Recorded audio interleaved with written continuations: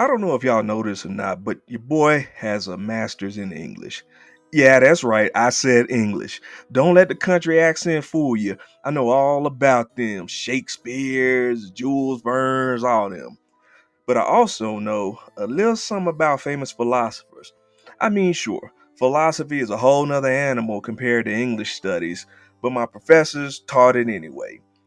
The whole critical thought and comprehension angle, I guess, something to do with writing, yada, yada, yada. Anyway, I learned about Aristotle, Socrates, John Locke, all them cats. But my favorite had to be this one dude I found via, let's say, independent study. A real genius, certified genius. Y'all may or may not have heard about him, I don't know. And of course, I'm talking about the one, the only Guy Gardner. I mean, just check out some of his sagely words of wisdom. I was always the best. Mean, macho, and greased to kick butt. Armed with a bad attitude, a bad haircut, and the baddest power ring in the universe. Quite the man, quite the specimen. Only trouble is, he's not me. Call the cops. I'm gonna make a citizen's arrest. Hey, you, come here. And who could forget? Maybe there's no air in space, but something still smells rotten. But my all-time favorite quote has to be this slice of inspired brilliance. Having kids don't interest me. It's making them. That's the fun part. Truly profound. Especially if you play any of the games on this list. The dirty, sticky-handed little crotchlings stinking up these titles piss me off so bad I just want to choke a motherfucker. So let's think of this video as therapy for me and anyone else who's ever played a great game dragged down by a kid who needs a permanent timeout in the fucking shadow realm. I'm Journo Skillz, and these are my top 10 most annoying kids in video games, in no particular order. We can't have a list about annoying kids without mentioning Atreus, aka Boy, from God of War 2018, and its sequel, God of War Ragnarok. This little ragamuffin flip-flops between being generally tolerable and outright insufferable more times than Kratos gets knocked off those damn spike pillars in God of War 1. He's cocky, thinks he knows everything, uses his supposed friends like pawns to carry out his stupid ass ideas, and then plays the victim whenever someone rightfully calls him out on his bull. In God of War Ragnarok, Kratos gets pulled into a war against Asgard because of this little turd, and despite being a remarkably good sport about it, he constantly gets lied to and berated.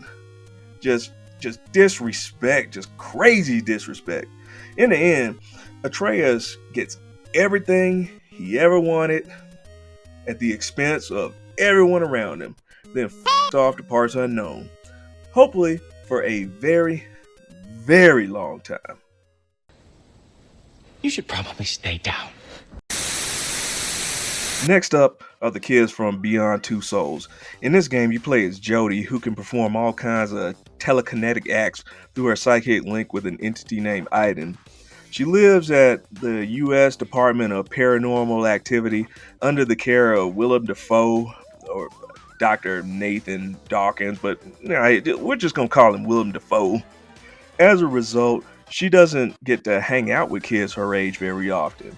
At one point in the story, she gets invited to a birthday party of a girl whose mom works for the department.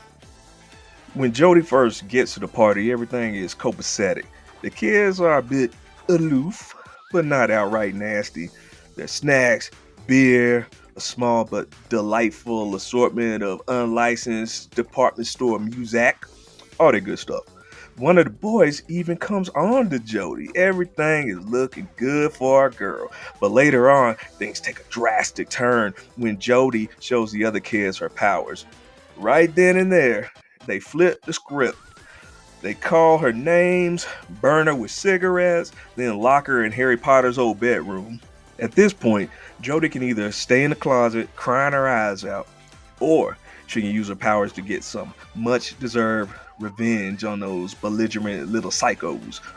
I think you know which option most players went with, or at least the one I went with.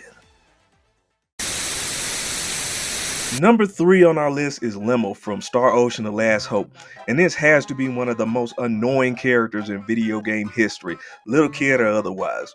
In the game, you play as Starship Captain Edge Maverick, a character who has both the coolest and stupidest name in fiction. Along with his plucky crew of alien misfits, you travel from planet to planet on a mission to defeat a mysterious extraterrestrial threat called the Grigori, which kind of sounds like a knockoff jewelry brand. While visiting planet Limerish, you pick up a new party member by the name of Limo. Despite being in her teens, she has the appearance of one of those creepy porcelain dolls you see in old people's houses. This is due to some portal she opened to the demon realm that somehow stopped her from aging. It's stupid, and so is she. She not only looks like a child, but acts like one too. But not just any child, y'all. A child who just learned to speak a day ago. She ends nearly everything she says with, "Kay." Don't forget to water it, Kay. I'm going, Grandpa. Kay? I'm not a child, Kay. Maybe the developers thought this was cute or charming. Well, it ain't. It's neither. It's annoying as all hell and it only gets worse every time you hear it, which is approximately 50 quadrillion times.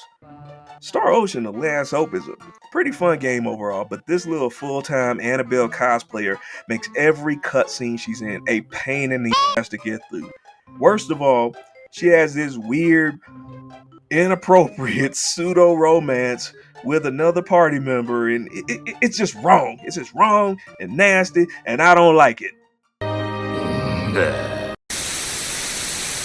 In Lost Odyssey, you play as immortal warrior Khaim Argonar on a quest to stop Lance Bass's evil doppelganger from taking over the world. During the main story, Khaim reunites with his long-lost grandchildren, two insufferable little shit stains named Cook and Mac. Cook is a rude little snot who gets her kicks by antagonizing total strangers and being generally loud as f. But on a positive note, she's voiced by the amazing Kath Soucie of Rugrats and Slimer and the Real Ghostbusters fame. So that's one positive in an endless sea of negatives. Mac, on the other hand, is a soft-spoken, sickeningly sweet pansy who is painfully gullible even by dumb kid standards.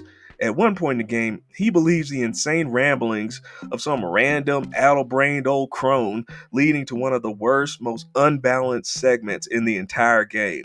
Individually, Cook and Mac are pretty awful, but together they are an unstoppable force of pure, unbridled annoyance, on par with the Pest and Mr. Ogg from Teenage Mutant Ninja Turtles. And the less said about their singing, the better. In High on Life, you play an unassuming earthling turned intergalactic bounty hunter, dead set on ending the tyranny of this alien crime syndicate called the G3 Cartel. Your adventure takes you to a location called the Blim City Slums. On the way there, you come across this ugly Eurobag looking kid, and the whole game comes to a complete stop. This belligerent little motherfucker goes from 0 to a million in a split second and starts pushing you around and talking every variety of commercial grade A bull approved by the American Farm Bureau Federation. The whole time he's daring you to blast him. At this point, you can either ignore him and go on your way, or you could do the right thing and handle his little the Christian way. The best part is, the game actually lets you. So go ahead and be the hero Blim City needs and clean up the trash. You know you want to. I love me some Super Mario, y'all. He's legitimately great.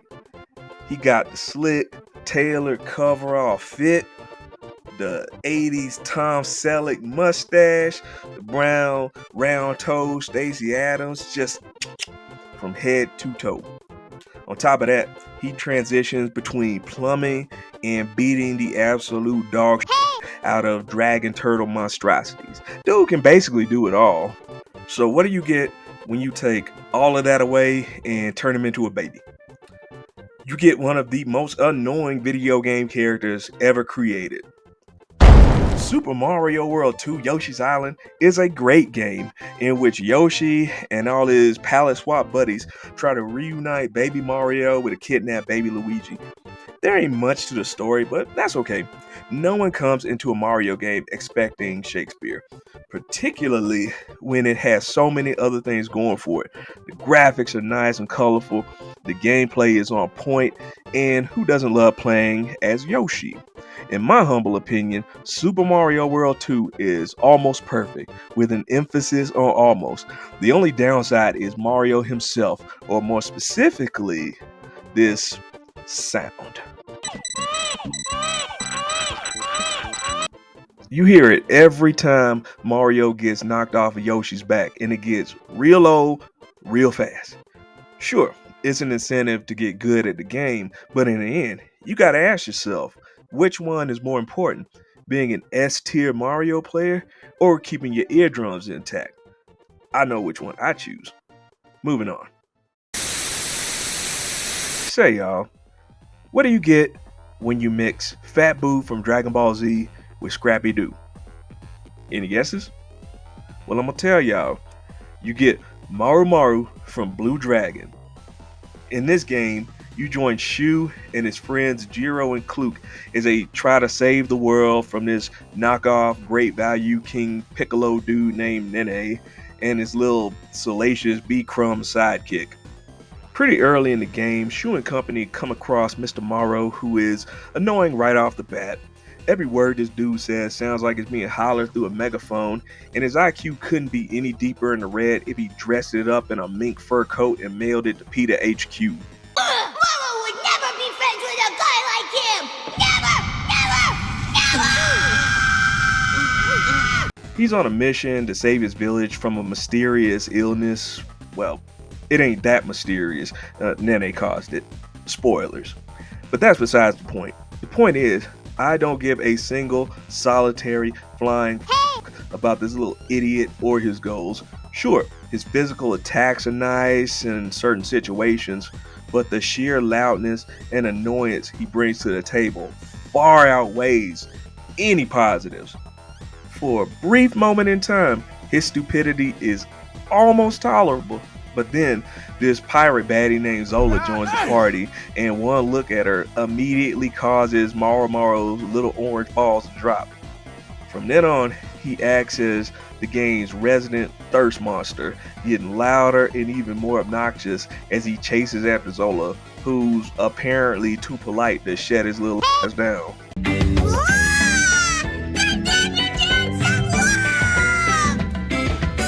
I hear he's somehow even worse in the anime, which is honestly hard to believe, but I have no plans to find out for myself. Sorry y'all, I don't think my sanity can take it.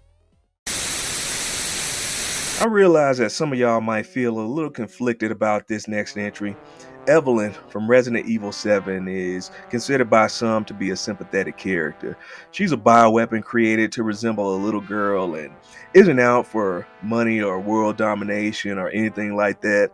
All she wants is a family. Now ain't that just too precious? That's so cute! It's adorable! But here's the problem. When she doesn't get the aforementioned family, she decides to make one for herself. She does this by slaughtering a ton of people, enslaving a mostly innocent family, and turning people into slimy mold monsters. She spends the whole game tormenting the main character, Ethan Winters, and his wife Mia, and being an absolute brat the whole time. She's whiny, entitled, and worst of all, she's a cheap, bootleg, AliExpress version of Alma Wade. Plus, she got them Adventure Time teeth. But that's besides the point. Instead of enjoying whatever kids are into nowadays, like, I don't know, tiddlywinks or blackjack, she gets her kicks by turning people's brains into pate and their bodies into Baron Harkonnen's bathwater. Then she has the audacity to wonder why people don't like her. Now ain't that some shit? Still, I can't put all the blame on Evelyn. From day one, her creators treated her like a science experiment and not a person. So it makes sense that she's about as likable as a hookworm infection. When you think about it, they're the real villains of Resident Evil 7. It just goes to show, sometimes parents need a timeout just as much as their degenerate children, if not more so. Now y'all know I wouldn't dare make an annoying kids list without mentioning the worst social link in Persona history.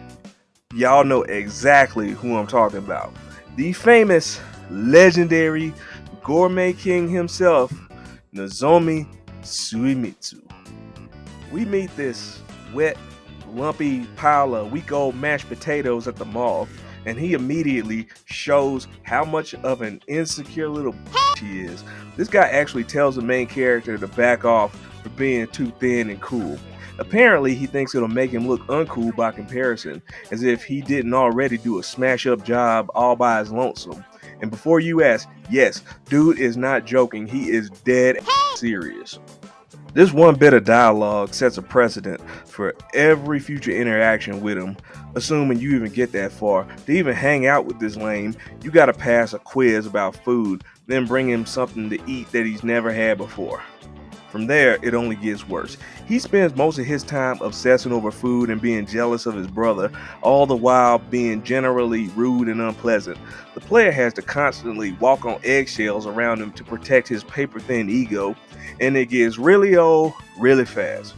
Even so, I might have found him slightly tolerable, if not for the fact that he's also a cultist and a scammer, and nearly gets his wig split over it. Think Nigel West Dickens from Red Dead Redemption, but with none of the charm or likability. He eventually gets a redemption arc, but getting to that point is like an insanity test, a complete and utter waste of time, full stop. And here we are, the last entry on the list. And really, what did y'all expect? I think we can all agree that Nanako Dojima from Persona 4 is one of the most annoying kids in video games of all time.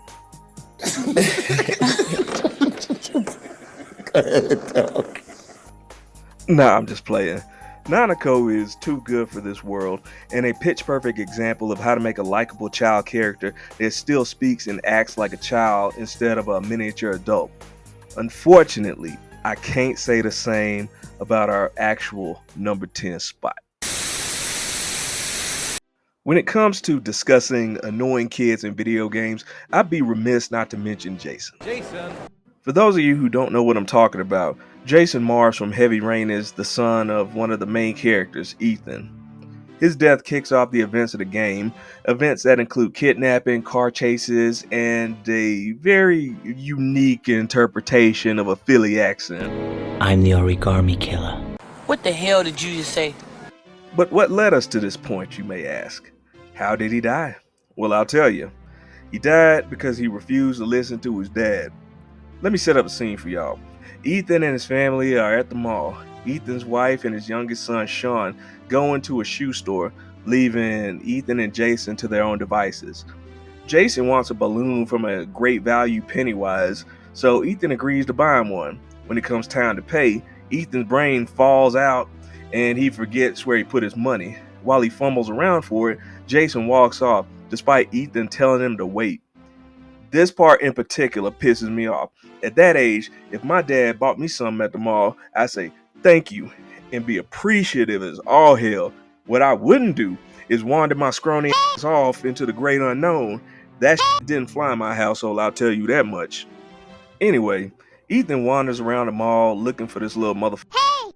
But the game mechanics and the voice acting make what's supposed to be a tense, anus-clenching scene into the Ethan Mars comedy hour. Jason! Jason! Jason! Jason! Jason!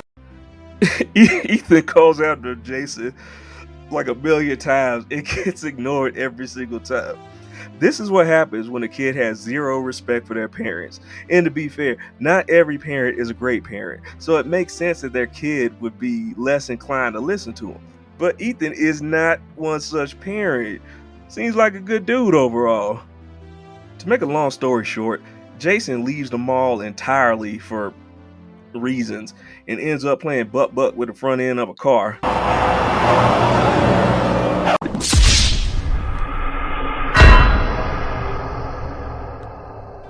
This whole scene might have seemed more tragic if the events leading up to it weren't so stupid. And for that reason, Jason Mars has more than earned his place on this list. Get rid of this clown! And with that, I think we're done talking about these slick-brained little proto-humans, at least for now. But I gotta ask, who are some of y'all's least favorite kids in video games? Let me know down in the comments. And if you enjoyed this video, I hope you'll consider liking and subscribing so I can be a kingpin in these YouTube streets. Thank you so much for watching. And for any actual children out there, just remember, you will have a clean nose, so keep it clean, or we'll clean it for you.